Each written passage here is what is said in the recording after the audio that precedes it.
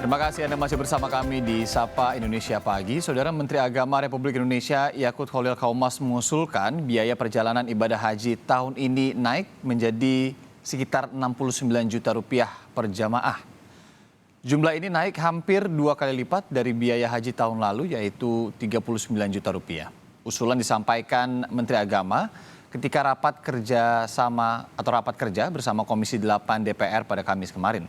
Atau Kamis minggu lalu maksud kami, kuota haji tahun ini ditetapkan 203.000 jemaah haji reguler dan juga 17.680 jemaah haji khusus, serta 4.200 kuota petugas haji. Sesuai kesepakatan, tahun ini tidak ada pembatasan usia jemaah haji. Perlu diketahui, usulan Menteri Agama ini belum final. Komposisi pembebanan BPIH tahun ini adalah sebagai berikut. BPIH usulan dari pemerintah Rp69.193.734 atau 70%. Dan nilai manfaat Rp29.700.175,11 atau 30%. Dan BPIH-nya Rp98.893.909,11. Total ini melengkapi menjadi 100%. Berikutnya terkait dengan haji khusus.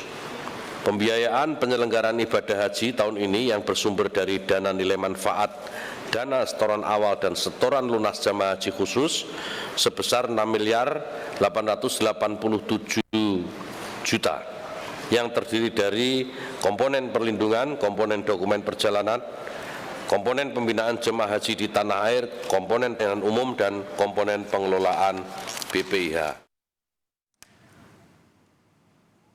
Nah, Saudara, Menteri Agama sudah mengusulkan kenaikan biaya haji tahun ini yang mencapai 69 juta lebih dengan berbagai pertimbangan. Pastinya sontak usulan ini menimbulkan polemik dan ramai di masyarakat karena merasa keberatan dengan biaya haji yang dianggap mahal. Belum lagi waktu tunggu yang mencapai belasan tahun. Apakah usulan ini akan dipenuhi? Pagi ini kita akan langsung membahas dengan sejumlah narasumber, diantaranya Wakil Ketua Komisi 8 DPR RI, ada Aceh Hasan Syadzili, dan juga Ketua Komnas Haji Mustoli Siraj. Assalamualaikum, selamat pagi Kang Aceh, Pak Mustoli.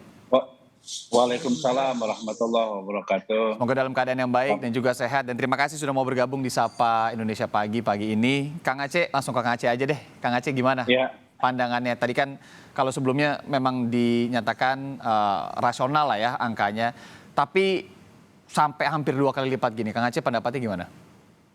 Iya, pertama yang perlu kami tegaskan bahwa ini baru usulan dari Menteri Agama dan kami punya waktu sampai tanggal 13 Februari untuk membahasnya, dan karena itu maka kami akan melakukan upaya pembicaraan terkait dengan pihak-pihak yang memiliki kaitan dengan penyelenggaraan ibadah haji. Misalnya dengan pihak maskapai, kemudian dengan pihak pemondokan, dengan pihak catering, dengan pihak transportasi udara maupun darat selama di Arab Saudi, dan tentu dengan Kementerian Kesehatan. Ya. Kami ingin dalami semua apa yang menjadi usulan dari komponen pembiayaan haji tersebut. Mudah-mudahan masih bisa ada yang dinegosiasikan. Namun perlu diketahui oleh para pemirsa sekalian bahwa sesungguhnya biaya tahun lalu pun juga sama dengan biaya tahun ini. Secara total BPIH itu yang diusulkan oleh Kementerian Agama sebesar 98 juta rupiah, dan tahun lalu pun hampir mendekati angka itu. BPIH-nya ya, Kang Aceh ya? BPIH-nya itu karena memang total kebutuhan haji berdasarkan atas hitungan yang selama ini berjalan, memang per jamaah itu rata-rata untuk tahun yang lalu itu sebesar 98 juta, dan sekarang pun naik sedikit yaitu 500. Iya, sekitar 500 ribuan gitu ya. Kang Aceh, boleh nggak kalau saya bilang itu kan berarti kan sebenarnya kalau secara total BPIH tidak terlalu signifikan lah ya. Kemudian di Arabnya Saudi katanya ada yang Ya. menurun biayanya begitu. Tapi kan Ya. apa ya, Nah, subsidinya ini begitu ya yang kemudian berbeda sekali. betul. Ini yang perlu saya klarifikasi kepada masyarakat Ya, bahwa yang dimaksud dengan penurunan biaya haji yang disampaikan oleh pemerintah Arab Saudi itu adalah biaya masyair, masyair. Oke.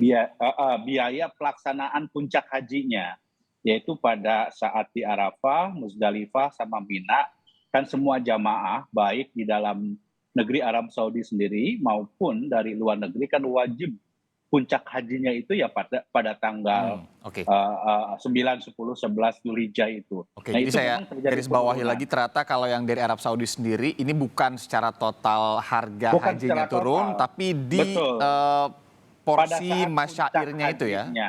Betul. di apa namanya Porsi pada puncak saat hajinya tadi masyairnya. ya, yang kemudian Dan itu turun gitu. betul dan itu sudah dikomunikasikan kepada kami di Komisi 8 bahwa memang pada tahun yang lalu per jamaah itu 5.500 rial.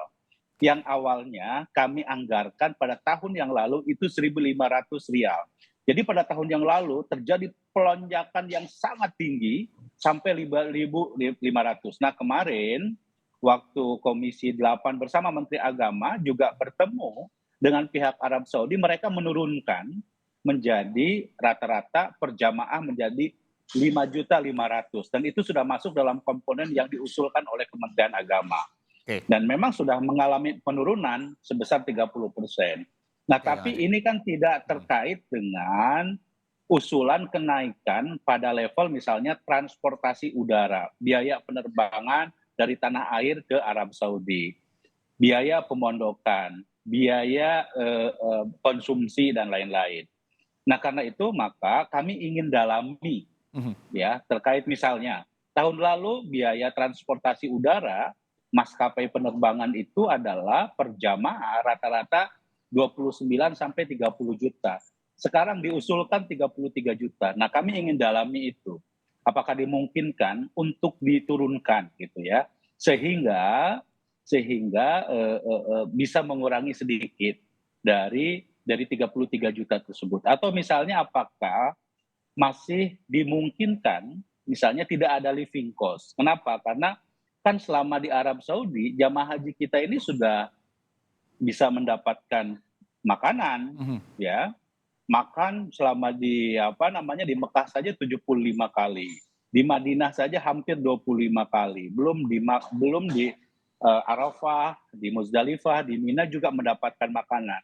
Ya. Dulu semangat maksud dari adanya living cost ini kalau memang para jamaah tidak lagi harus makan sendiri, beli makan sendiri dan lain-lain. Kalau sekarang kan memang sudah ditanggung diberikan oleh pemerintah. Ya.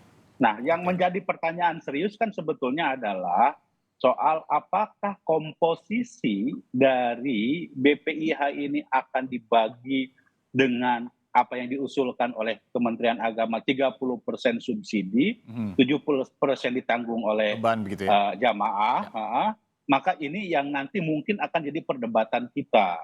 Oke, Ya. sampai 13 Nah, Februari itu pembahasannya ya. sampai 13 Februari itu. Kami nanti akan undang BPKH untuk misalnya memastikan apakah ketersediaan uang untuk memastikan bagaimana komposisi yang paling ideal. Tentu yang paling ideal adalah kita ingin jangan sampai ya uang jamaah dan nilai manfaatnya yang seharusnya dinikmati oleh jamaah haji tahun depan dan seterusnya itu termakan oleh jemaah haji tahun ini. Ya. Ini yang harus dihindari. Paham. Ya, kenapa? Oke. Karena itu yang disebut dengan berkeadilan. Jangan sampai nilai manfaat yang seharusnya dinikmati oleh jemaah haji tahun depan dan seterusnya itu terpakai oleh para jamaah yang akan berangkat tahun ini. Persis, Kang Ini Aceh. yang harus Saya dihindari. ingin mengutip Itu yang juga disebut dengan berkeadilan.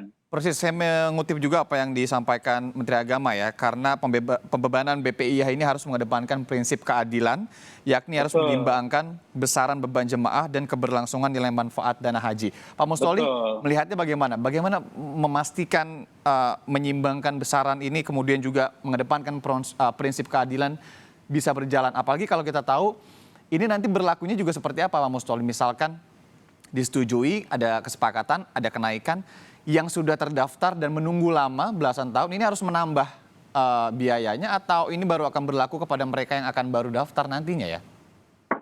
Ya, jadi yang pertama yang perlu saya sampaikan Mas, terkait dengan kita mesti tahu penyelenggara ibadah haji itu siapa yang bertanggung jawab gitu ya. Baik. Nah, sejak terbitnya Undang-Undang Nomor 34 Tahun 2014 tentang pengelolaan keuangan haji, itu keuangan haji itu dipisah begitu ya. Keuangan ada namanya Badan Pengelola Keuangan Haji yang langsung bertanggung jawab kepada Presiden, BPKH tadi ya? dan yang kedua adalah penyelenggara ibadah haji yang dilakukan oleh Kementerian Agama yang menyiapkan seluruh teknisnya begitu ya. Oke. Nah, ada satu pengalaman yang saya dapatkan, misalnya ketika mengadvokasi jamaah haji umroh waktu kasus 2017-2016 yang korbannya ribuan bahkan ratusan ribu. Jadi waktu saya bertemu dengan terpidana sekarang mereka, saya tidak perlu sebut orangnya, mereka bilang, Pak Mus, jadi kalau Anda bilang bahwa travel kita itu menggunakan sistem Ponzi, penyelenggaraan keuangan haji juga tidak beda-beda amat dengan sistem yang kita buat begitu ya. Nah, ternyata hal ini ternyata terkonfirmasi. Kenapa? Sejak kemudian masuk COVID gitu ya. Ini kan ada lompatan biaya dana haji begitu ya. Yang kalau misalnya kita patok misalnya di 2019 gitu ya. Itu kisarannya masih di 39 juta. Tapi kemudian ketika 37 juta begitu ya untuk biaya haji yang dibebankan kepada jamaah. Tapi melompat mulai 2022 kemarin itu pun dengan kuota yang separuh begitu ya. Nah, sekarang kuotanya normal dan kemudian biaya-biaya itu melonjak tinggi. Itu dia. Akibatnya kemudian maka dana haji juga naik, BPIH juga naik, bahkan hampir menyentuh 100 juta begitu ya. Nah, maka kemudian apa yang disampaikan oleh tadi Pak Aceh begitu ya, dan draft yang disampaikan oleh Gus Menteri, saya kira saya membacanya bahwa ini upaya untuk melepaskan diri sistem keuangan haji dari sistem Ponzi. Diakui atau tidak, sistemnya memang seperti itu. Artinya apa? Karena selama ini narasi-narasi yang dibangun terkait dengan keuangan haji itu adalah haji itu murah, begitu ya. Sehingga haji Indonesia itu adalah haji yang paling murah, minimal di Asia Tenggara. Nah, narasi-narasi ini yang diulang-ulang bertahun-tahun, akhirnya kemudian masuk ke benak jamaah haji yang merasa bahwa dana haji kita itu paling efisien gitu. Tapi ternyata kan di situ ada subsidi, meskipun di tahun 2013 saya masih ingat betul Ombudsman sudah mengingatkan soal ini begitu ya. Nah, maka ketika kemudian hari ini draft dari Pak Menteri Gus Menteri kemudian menganggarkan 69 juta, masyarakat tentu saja bereaksi begitu ya. Nah, tapi ini karena memang adanya komunikasi yang selama ini saya anggap keliru begitu yang dilakukan oleh beberapa pihak begitu. Nah, karena itu saya kira upaya yang disampaikan oleh Gus Menteri nanti kalau menurut pasal 47 Undang-Undang 8 2019 adalah nanti yang akan menyetujui itu adalah Kang Aceh dan kawan-kawan begitu ya. Apakah draft itu setuju atau tidak begitu ya. Tetapi konsep ini saya melihatnya bahwa Gusmen kelihatannya mengambil langkah yang sangat tidak populer, terlebih di tahun-tahun politik seperti sekarang itu. Tetapi apapun itu, rasionalisasi dana haji saya kira harus dimulai. Kemudian subsidinya itu harus diperkecil begitu. Kenapa? Kalau kita merujuk pada syariat Islam itu sendiri, misalnya menyebut bahwa walillahi 'alan nasi hijjul baiti man istata'a ilaihi sabila. Orang yang diwajibkan berangkat haji itu adalah yang mampu. Pengertian yang mampu waktu itu adalah mampu secara ekonomi. Nah, faktanya minimal saya lihat di data BPKH misalnya dari 2010 sampai dengan 2022 kemarin gitu ya. Itu subsidinya sangat awal-awal cuma 4 juta, 7 juta. Nah, melompat jauh ketika 2019 dan di 2022. Iya, tapi Pak Musoli ketika maaf saya potong, maaf sekali lagi. Karena ini kan kenaikannya hingga hampir 2 kali lipat. Emang nggak bisa ya kalau memang mau melakukan hal demikian ya bilanglah tidak populer, ini kenaikannya bertahap lah begitu. Ya, betul Mas. Jadi memang satu yang perlu dipahami itulah harga-harga itu dimanapun hari ini pasti naik. COVID atau tidak ada COVID, krisis atau tidak ada krisis itu pasti naik. Pasti naik memang ya. Terlebih ketika misalnya situasi global seperti sekarang dan kemudian harga-harga dan perlu dicatat Mas bahwa harga-harga yang tadi disebutkan oleh Pak Aceh begitu ya, komponen biaya haji itu kan disebutkan di undang-undang begitu ya. Itu kalau tidak salah ada 13 komponen kalau nggak, atau 14 begitu ya.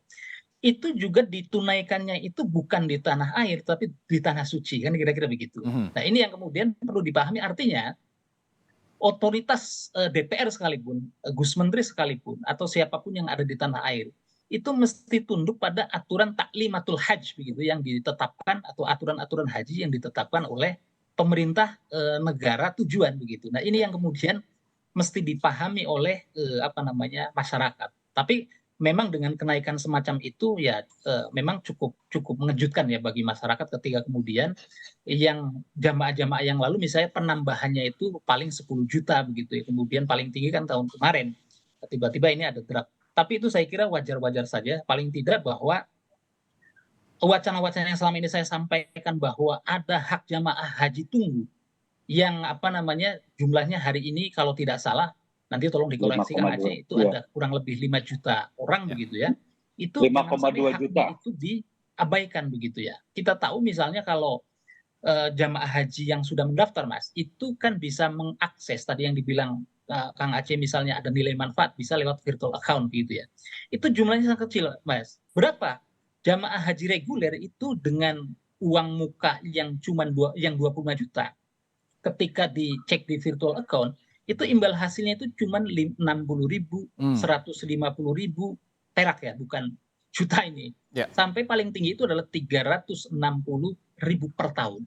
Nah, sedangkan subsidi yang disampaikan kepada jamaah haji yang berangkat pada tahun berjalan itu bisa puluhan juta. Nah, ini saya kira ada gap yang tadi disebut oleh Kang Aceh sebagai adanya ketidakadilan. Nah, ini saya bersyukur sekali mulai ada wacana-wacana bagaimana, artinya pilihannya begini sederhananya. DPR dan Gus Menteri eksekutif begitu ya, pilihannya itu dua. Mau memberikan keadilan kepada siapa? Apakah kepada 221.000 jamaah haji yang berangkat, dan bagaimana dengan 4,8 juta jamaah tunggu yang ada yang sampai berangkat nanti sampai dengan 50 tahun ke depan. Logikanya seperti itu. Oke, Kang Aceh, tadi disampaikan sebenarnya, Pak Musoli, maaf saya potong dulu. Tadi disampaikan kita masuk ke terkait dengan jamaah tunggu tadi ya, yang kemudian sudah membayarkan, kemudian harus menunggu hingga belasan tahun setidaknya. Ini pengawasan pengelolaan uangnya sendiri di dalamnya seperti apa, Kang Aceh, kalau selama ini diinfokan begitu? Ya, kami tentu secara intensif sesuai dengan amanat dari undang-undang bahwa dana yang dikelola oleh Badan Pengelola Keuangan Haji itu secara periodik kami awasi, ya. Dan saat ini posisi dana haji itu sebesar hampir 170 triliun. Ya. Tentu 170 triliun ini dipastikan bahwa ada dikelola secara prudent lah. Harusnya dikelola dengan prudent, dan itu terus-menerus kami awasi. Ada yang diinvestasikan dalam mekanisme sukuk atau surat berharga keuangan syariah yang dipinjam oleh diinvestasikan melalui surat utang negara ya, tetapi berbasis pada syariah. Kemudian ada yang diinvestasikan pada investasi langsung maupun tidak langsung melalui misalnya aset manajemen dan lain-lain. Termasuk juga misalnya investasi untuk salah satu bank syariah di Indonesia ya. Saya kira kalau dari aspek pengawasannya terus kita lakukan pengelolaannya, saya kira sejauh ini tidak ada masalah, dan bahkan saya kira BPK pun juga turut serta di dalam proses pengawasan pengelolaan keuangan haji tersebut. Nah, terkait hampir setiap tahun ya, misalnya tahun yang lalu itu sekitar 7 triliun nilai manfaat yang didapatkan dari biaya pengelolaan yang dilakukan oleh BPKH tersebut. Dan itu kemudian ada yang dikembalikan kepada jamaah melalui apa yang disampaikan oleh Mas Mustolih tadi, yaitu virtual account. Ada yang kemudian langsung dimanfaatkan untuk nilai manfaat yang kemarin ya itu cukup besar, hampir mendekati 59% atau 60%. Tentu ini menurut kami memang tidak sehat. Nah, kenapa kami lakukan itu? Karena tahun yang lalu, karena begini, tahun itu, tahun kemarin kan pertama COVID. Yang kedua, secara tiba-tiba pemerintah Arab Saudi 1 bulan menjelang keberangkatan itu menaikkan masyair. Hampir tadi yang saya sebutkan, tadinya kami anggarkan 1.500 per jamaah, 1.500 real per jamaah, tapi pemerintah Arab Saudi menaikkan menjadi 5.500. Jika dikonversi secara keseluruhan itu sekitar 1,4 triliun. Ya. Nah ini besar sekali, kan tidak mungkin kami bebankan kepada jamaah yang sudah melakukan pelunasan keuangan haji, dan akhirnya kemudian kami bersepakat untuk diambil dari nilai manfaat, dan ketika datanya kepada BPKH waktu itu BPKH mengatakan bahwa tersedia keuangannya. Tapi kalau kondisi ini terus-menerus seperti ini disampaikan oleh Mas Mustoli, tentu harus kita hitung kembali, jangan sampai sekali lagi ya dari nilai manfaat ini itu bisa mengambil nilai manfaat para jemaah yang jumlah daftar tunggunya sekarang ini hampir mencapai 5 juta, dan ini harus kita hindari. Apalagi masyairnya tadi sudah diumumkan dari Arab Saudi turun gitu kan. Yang bikin kaget masyarakat sebenarnya itu juga, kan taunya kan mungkin nggak ngerti masalah masyairnya, nggak terlalu dalam ke sana. Tapi kan di sana turun, kondisinya naiknya sedemikian rupa gitu. Oke, Kang Aceh, saya ke Pak Mustoli lagi.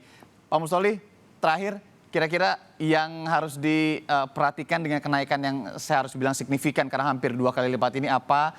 Masih tunggu batas waktu, tunggu atau waktu tunggunya saja ini masih belasan sampai puluhan tahun loh untuk yang mendaftarkan beberapa periode ke belakang ini.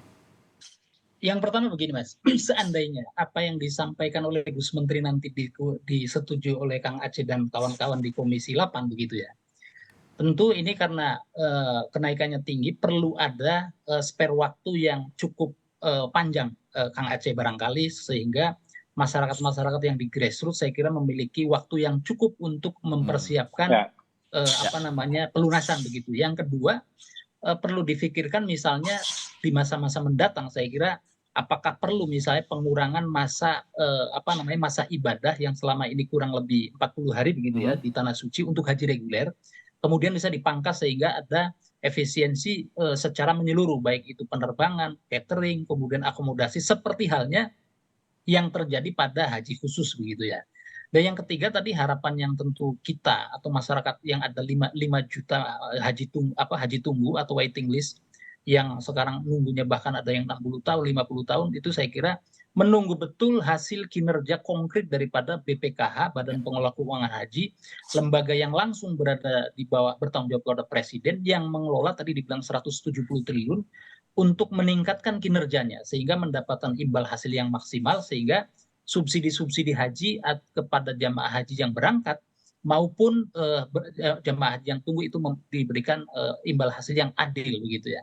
Nah, yang berikutnya adalah yang terakhir saya kira sistem ponzi atau setidaknya mendekati ponzi begitu ya. Dana haji ini saya kira harus pelan-pelan segera diakhiri agar kemudian jamaah haji tunggu yang antri di belakang itu juga tidak zonk begitu ya, tidak seperti terjadi di kasus-kasus keuangan yang sekarang sedang ramai terjadi. Kira-kira begitu Mas. Oke, mungkin ini baru awal saja pembahasan karena memang ini juga menjadi usulan yang baru. Tentu nanti semoga kita mendapatkan kesempatan juga untuk mengobrol lagi dengan Kang Aceh Hasan Sazili dan juga Pak Mustoli Siraj terkait kasus ini, terkait dengan, maaf bukan kasus, tapi terkait dengan pembahasan ini begitu ya. Nanti kita akan follow up, semoga ada jalan keluar yang kemudian juga tidak terlalu memberatkan jemaah haji, apalagi jemaah haji tunggu saat ini. Pak Mustoli, Kang Aceh, sampai di sini dulu pembahasannya. Salam sehat selalu, nanti semoga kita ada kesempatan untuk ngobrol lagi.